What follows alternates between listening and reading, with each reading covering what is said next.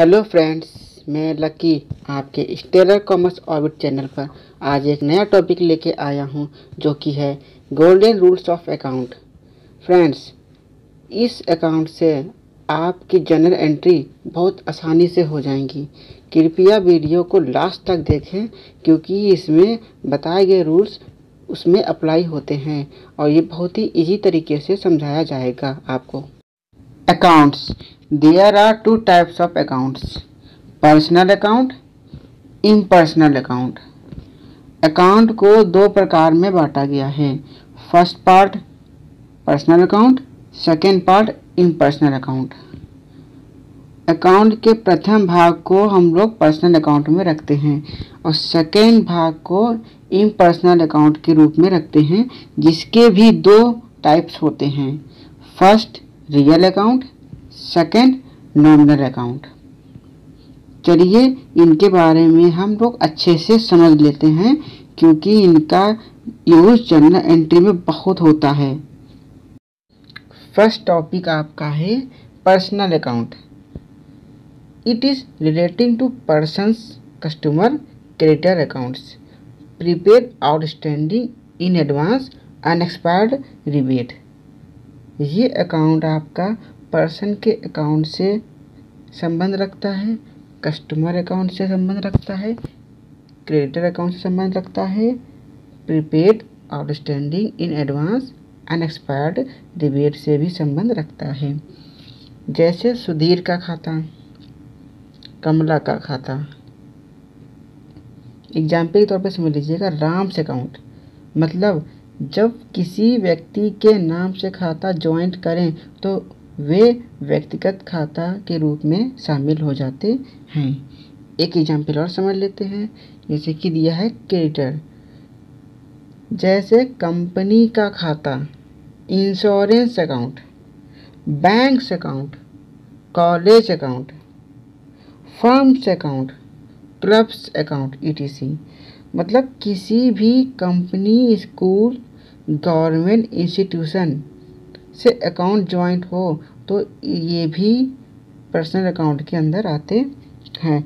और हाँ, कभी कभी ये एक प्रकार का अकाउंट है जो एक्सपेंसेस, रेंट, वेज जो काम कराने के बाद तुरंत ना देकर कुछ समय या महीने बाद या पहले उनको दिया जाता है।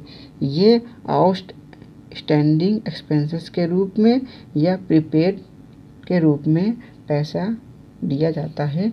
ये एंट्री पर्सनल अकाउंट के अंदर ही आती हैं। इस एंट्री में दो प्रकार की एंट्री यूज होती हैं। फर्स्ट होती है डेबिट, दूसरी होती है क्रेडिट। डेबिट टू रिसीवर मतलब डेबिट को क्या रिसीव हुआ।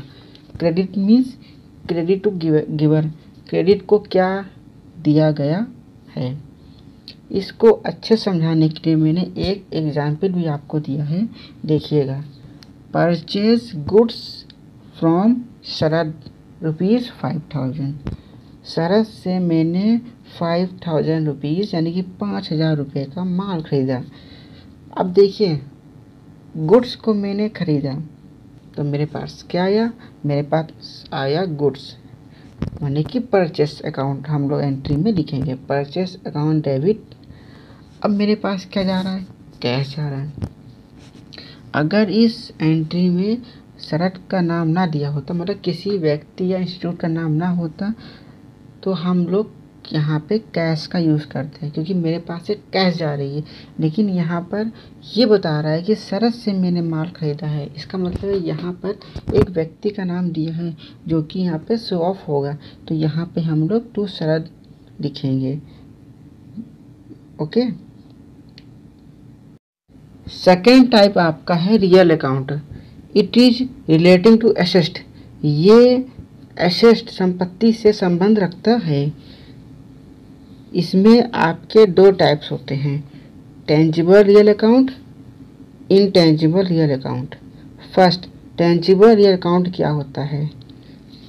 जो वस्तु और ज़मीन जिसे हम टच कर सकते हैं उन्हें टेंजिबल अकाउंट रियल कहा जाता है। It means tangible real account वे होते हैं जिन्हें हम टच कर सकते हैं, जैसे building, machinery, furniture, motorcycle, cash in hand, cash at bank, etc। Second topic है intangible real account.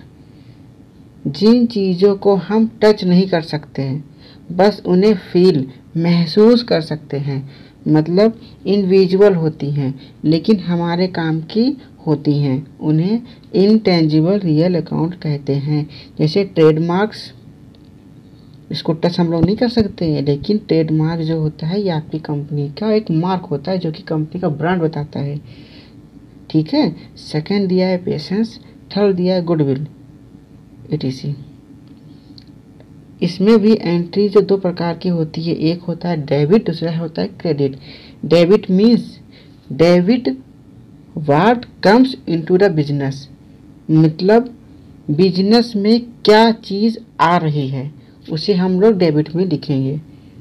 Credit means credit what goes out from the business, it means business से क्या जा रहा है वो हमारा आएगा क्रेडिट में। एग्जाम्पल के तौर पे आपको समझा रहा हूँ, ध्यान से देखिएगा। Furniture sold worth 800 rupees, furniture को बेचा गया है 800 रुपये में। अब बेचने की कंडीशन में देखिए क्या हो रहा है कि मेरे पास आ क्या रहा है, जब मैं फर्नीचर को बेच रहा हूँ तो मेरे पास कैश आ रही है, कैश अकाउंट टू डेबिट। अब देखिए मेरे पास जा क्या रहा है, मैंने जब फर्नीचर बेचा है तो मैंने कैश तो ले ली है लेकिन फर्नीचर मुझे देना होगा, यानी कि मेरे पास से फर्नीचर जा रहा है, तो हम लोग लिखेंगे टू फर्नीचर अकाउंट। और नरेशन क्या रहेगी, बीइंग सोल्ड फर्नीचर, फर्नीचर को बेचा गया है। Okay, understand. थर्ड टॉपिक आपका है nominal account. It is relating to expenses, losses, income. ये अकाउंट एक्सपेंसेस, लॉसेस, इनकम से संबंधित है। इसमें salary, rent, insurance, subscription, discount, interest, etc topic आते हैं। ये खाते केवल नाम मात्र के होते हैं और बनावटी होते हैं। ये वास्तव में होते नहीं हैं, केवल सौदे, डील और बार्गेनिंग के स्वभाव को प्रकट करते हैं। यदि इन खाताओं का ना खोला जाए तो व्यवसाय के मालिक को ये पता करने में प्रॉब्लम क्रिएट होगी कि इन पर क्या एक्सपेंसेस किया है। इसलिए इस नॉमिनल अकाउंट का यूज हुआ जाता है। इसमें भी दो एंट्री होती हैं, डेबिट और credit. Debit means debit the expenses और losses of the business, business में क्या खर्चा हुआ है और क्या मुझे लॉस, हानि हुई है, वो शो ऑफ किया जाता है। And credit, credit the income और गेन ऑफ द बिजनेस, मतलब बिजनेस में मेरी क्या इनकम हो रही है और क्या गेन, क्या फ़ायदा हो रहा है, वो हमारा शो ऑफ होता है। एग्जाम्पल के तौर पे आपको समझाता हूँ मैं एक entry. Salary paid ₹600, salary paid की गई है 600 यानी कि 600 रुपये। यहाँ पे आप ध्यान से सुनिएगा, सैलरी को मैंने पे किया है। अब देखिए सैलरी मुझे मिल नहीं रही है, मैं पे कर रहा हूँ।